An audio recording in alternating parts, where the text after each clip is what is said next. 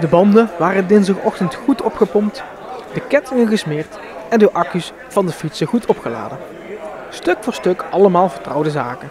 Maar tijdens de start van de 33e editie van de Fietsvierdaagse was de startlocatie bij de Witte Hoeve misschien wel de meest opvallende wijziging.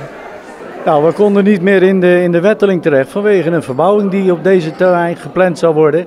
En omdat wij voor het eind van het jaar altijd ons programma helemaal klaar moeten hebben in verband met vergunningen en TFU en dergelijke dingen meer, zijn we toen uitgeweken hier naar deze plaats. Mede door de middenstand, want de middenstand van Venray wilde toch graag dat de Fietsvierdaagse wat meer bij het centrum betrokken zijn. Nou, ik denk dat we hier aardig aan de behoefte kunnen voldoen. De startceremonie werd verzorgd door wethouder Lonen en namens wielerpromotie Venray door Kimberly Xofleer, die beide een bal in de korf van de Merseloze korfbalvereniging moesten gooien. Alleen voor Kimberly ging dat niet van een leien dakje. Aan IJsselstein denk ik aan de peelkorf, denk aan een korfbal. En jij moet bij de opening 2 ballen erin of een bal erin gooien, dat lukt niet zo. Ja, maar dat deed ik natuurlijk expres. Want ik wilde natuurlijk de wethouder even in de spotlight zetten. Je hebt een heel mooi Bing Bang Tour shirtje aan. Wat was je rol vandaag? Maar ze hebben me gevraagd om even mee te helpen om promotie te maken. Dus vandaar dat ik dit mooie shirtje aan heb. En het staat natuurlijk ook in verband met het Fietsvierdaagse en een wielerwedstrijd, dus vandaar. En uiteindelijk, met wat hulp van de wethouder, konden even na 9 uur ruim 1000 deelnemers van start gaan op 1 van de 3 routes. Zijn jullie er klaar voor? Wij zijn helemaal klaar, afgetraind en al.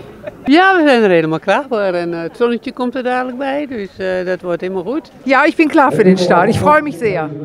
En hoe bevalt het hier? Prima, gezellig.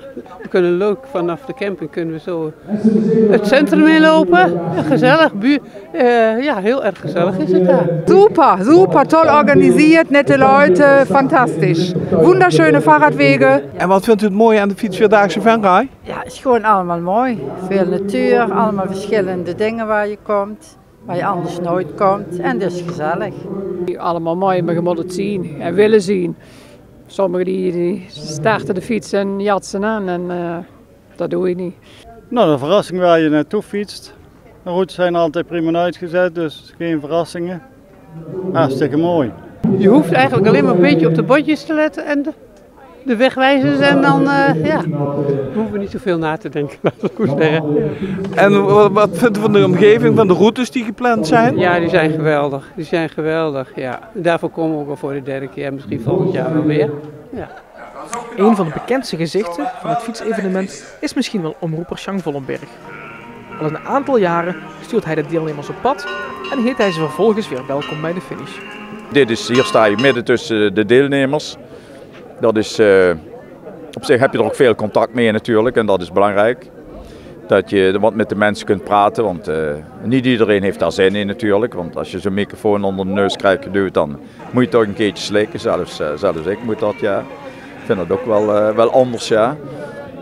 Maar over het algemeen dan, ja, de mensen hebben er gewoon zin in. En het zijn allemaal mensen die fietsen. Wel veelal wat de jeugd is daarin slecht vertegenwoordigd natuurlijk, maar dat hebben we zelf ook. Ben je ook zelf deelnemer geweest hier bij de Fietsvierdaagse Venray? Nee, wat ik zelf, dat mag ik natuurlijk niet zeggen, maar waar ik zelf niet van hou is dat ik achter iemand aan moet fietsen en moet bellen als ik wil passeren, ja. Voor alle deelnemers heeft de organisatie nog het een en ander in petto. Nou, die kunnen heel veel verrassingen verwachten. Ten eerste is het zo, het is onze 33e Fietsvierdaagse. Dus hebben we ook elke dag is er een verrassing, is er een route met dubbele gelijke cijfers, 33, 44, 66. De grootste verrassing zit er op de vrijdag bij, dan is het 99 kilometer, maar dat is dus speciaal eigenlijk voor de wielrenners. Vandaag gaan we alle dorpen van Venray doen we in. We doen in totaliteit 47 dorpen aan in Brabant en in Limburg. En we hebben allemaal complete nieuwe bezienswaardigheden en wegen. Tot en met vrijdag zijn de fietsers nog in alle windstreken van de gemeente en daarbuiten te vinden. Volop genieten en ik weet zeker dat het merendeel van de mensen op plaatsen komt waar ze nog nooit geweest zijn.